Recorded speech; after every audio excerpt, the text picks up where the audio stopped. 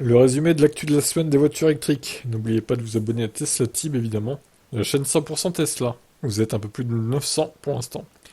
Bon, dans l'actu générale des voitures électriques, que s'est-il passé? Mercedes s'associe à Buc-ee's, une chaîne de magasins de proximité aux États-Unis. Volvo EM90, un énorme monospace électrique, se dévoile. Rivian va pouvoir vendre son fourgon à d'autres entreprises qu'Amazon. Amazon n'aura plus l'exclusivité. MG casse les prix de certains de ses modèles électriques, qui se vendent moins bien pour relancer les ventes, notamment. Le top 10 des voitures électriques les plus chères à assurer. De Tesla arrive en tête. Alors, bon, mon problème de pression des pneus est réglé. Il fallait gonfler un peu plus que ce qui est préconisé, c'est-à-dire 2,6, 2,7, pour que ça s'arrête les alertes. C'est bizarre, j'ai jamais vu ça. Le Kona, ça faisait pas ça, même quand les pressions étaient un peu faibles. Bon, c'est peut-être la nouvelle norme maintenant des voitures neuves, j'en sais rien. Mobilize Limo, la berline électrique de Renault est un échec. Les taxis VTC n'en veulent pas. Total Energy octroie une prime de 2000 € à ses employés pour passer à l'électrique. Et autres. Fiat propose un bonus écologique renforcé de 8000 € pour ses 500 et 600 électriques. Renault et BMW au cœur d'un scandale sur l'extraction du cobalt au Maroc. Ils disent que c'est propre, c'est loin d'être le cas apparemment. ZF présente un système de frein électrique qui font gagner près de 17% d'autonomie. À tester en vrai si ça marche vraiment. Renault va dévoiler aujourd'hui à 14 h un concept de voiture électrique abordable. Bon, ça on l'a vu. Renault Ampère donc dévoile sa nouvelle Twingo électrique à moins de 20 000 €. Elle sera disponible en 2026, pas avant par contre. Le pétrolier ExxonMobil se lance dans l'extraction du lithium. Fisker réduit à nouveau ses prévisions de production. BYD va faire construire une armada de navires pour envahir l'Europe avec ses voitures électriques. Ford annule son projet d'usine de cellules de batterie avec LG en Turquie. BMW va lancer son système autonome de niveau 3 en mars 2024. Toujours assez restrictif, 60 km/h, c'est un peu nul comme système.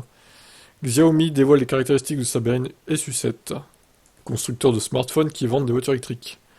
Le pick-up de Lucid fuite avec cette photo. Mercedes inaugure sa première station de recharge luxueuse aux USA.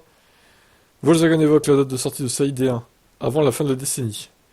Ça reste approximatif quand même, hein. Le Vatican passe à la voiture électrique avec les ID3, ID4, ID5. Bravo le pape. Lucid dévoile sa Gravity. Le SUV de la dernière chance, la Renault 5 électrique devrait être présentée officiellement au Salon de Genève 2024. Les prix révélés et tout, sûrement. Il va falloir patienter encore quelques mois. Amazon s'associe à Hyundai pour la livraison de ses voitures électriques. Volkswagen rappelle l'intégralité de ses ID4 aux US. Ça fait beaucoup de véhicules quand même. Bonne nouvelle, la réduction du prix de l'assurance des VE sera conservée en 2024. Les voitures électriques à 100%, 100 € par mois, pardon, ça n'existe pas ou plus, selon cette étude. Le i3008 surpris dans la nature en train de se recharger. Et j'avoue que j'aime pas du tout. Surtout de cette couleur, je le trouve grossier ce véhicule. GM Stellantis investit dans un moteur sans terre rare fabriqué par Niron Magnetics. La Polestar 4 sera assemblée dans une usine co-détenue par Renault en Corée du Sud. Rimac Nevera bat le record du monde de vitesse en marche arrière. Très utile comme record évidemment. La nouvelle Twingo électrique, pour finir, sera-t-elle déjà dépassée en 2026? Faudra attendre de voir l'autonomie et puis du coup le tarif surtout pour en conclure si oui ou non elle est dépassée. Mais je trouve qu'elle arrive un peu tard cette voiture. Il aurait fallu qu'elle arrive fin 2024, début 2025 au plus tard quoi. 2026 ça paraît tellement tard. Sachant que Citroën ils ont la C3 qui arrive l'année prochaine. Et en 2025, la C3 à basse autonomie et bas prix encore plus bas, du coup, moins de 20 000 aussi. Donc elle aura fort à faire la Twingo pour se démarquer. Bon bref, je vous dis bonne fin de week-end et à demain pour la suite.